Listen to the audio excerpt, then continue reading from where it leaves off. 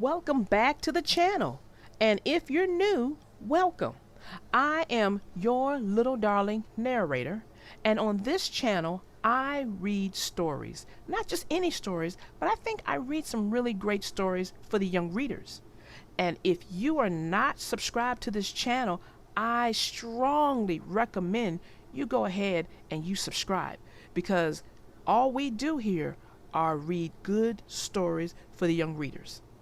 And if there's any story that you like, don't forget, hit that like button. That just helps this channel, and we appreciate all the support that we've been getting. So stay tuned.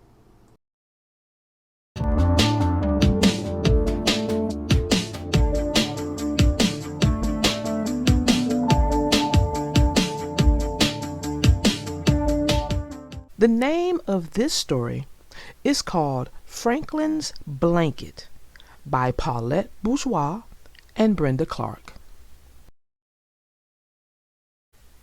Franklin could slide down a river bank all by himself. He could count by twos and tie his shoes. He could even sleep alone as long as he had a nighttime story, a nighttime hug, a glass of water, a nightlight, and his blue blanket. In the beginning, the blanket was big and soft and edged in satin. But with all the snuggling and cuddling, it now has holes in the middle and tatters along the edges. Every year, as Franklin got bigger, his blue blanket got smaller. Franklin usually kept his blanket folded in his top drawer. One night it wasn't there. Franklin searched around his room. He rummaged through his toy chest. He took everything out of his drawers and his books off the shelves, but he could not find his blue blanket anywhere. He ran to tell his parents. "Go back to bed," they said as soon as they saw him. But, said Franklin. "No buts," said Franklin's father. "You have had a good night story, a good night hug, 2 glasses of water, and I turned on your nightlight myself." "But I can't find my blanket," said Franklin. So Franklin and his parents hunted everywhere. "Try to remember," said Franklin's mother. "When did you last have it?" Franklin thought. In the morning, after a fight with Bear, Franklin had snuggled with the blanket until he felt better. In the afternoon, when thunder crashed and lightning flashed, Franklin had covered himself with the blanket until all was calm. He was sure that after the storm, he had put the blanket back where it belonged. When Franklin and his parents looked, the blanket wasn't there. "We'll find it tomorrow," said Franklin's mother. "I can't sleep without my blanket," said Franklin. "I have an idea," said Franklin's father. He left the room and came back with an old yellow blanket. "What's that?" asked Franklin. "It's mine," said Franklin's father. "Maybe it will make you feel better." Franklin tried to snuggle the old yellow blanket, but it wasn't the same. He missed his own blanket terribly, and it took Franklin a long, long time to fall asleep. The next morning, Franklin began a search for his blanket. He went to Bear's house first. He looked so glum that Bear asked, "What's wrong, Franklin? Did your mother give you Brussels sprouts again?" "Worse," said Franklin. "I can't find my blanket." "It's not here," said Bear. "Besides, my mother says big bears like me are too old for baby blankets. Maybe you don't need a blanket." Franklin knew that Bear always slept with his stuffed bunny.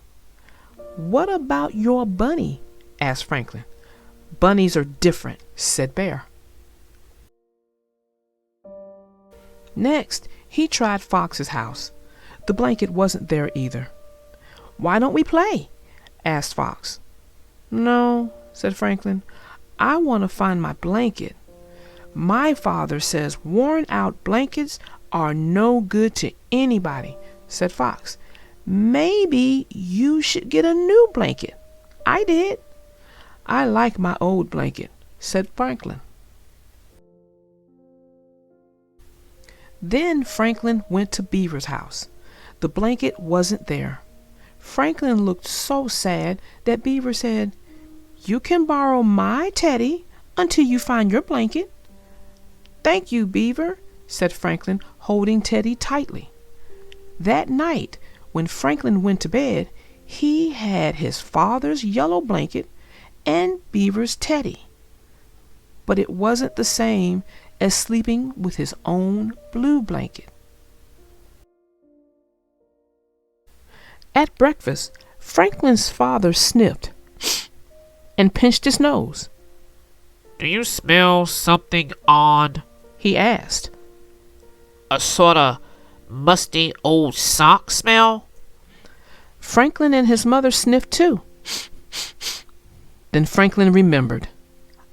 "I think I know what smells," he said. Franklin reached under his chair and pulled out his blue blanket. Plop! A handful of cold, slimy Brussels sprouts spilled out of the blanket and onto the floor. His mother and father stared with amazement. "Look," said Franklin. "I found my blanket. I forgot I put it here." "You forgot to eat your Brussels sprouts too," said Franklin's mother. "Whoops," said Franklin, looking a little sheepish. "Old cold Brussels sprouts sure do stink," said Franklin's father.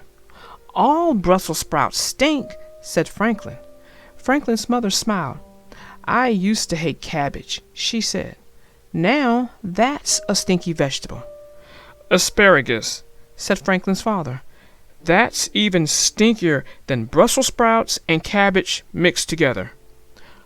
"Broccoli!" shouted Franklin. Then he stopped. He liked broccoli. "It stinks, but I wouldn't hide broccoli," he said. "That's good news," said his father. Franklin helped to tidy the mess. Then Franklin picked up his blanket.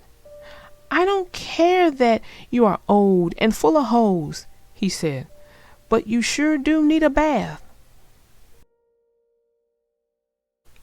That night, before his good night story, his good night hug, and a glass of water, Franklin put his father's yellow blanket back where it belonged.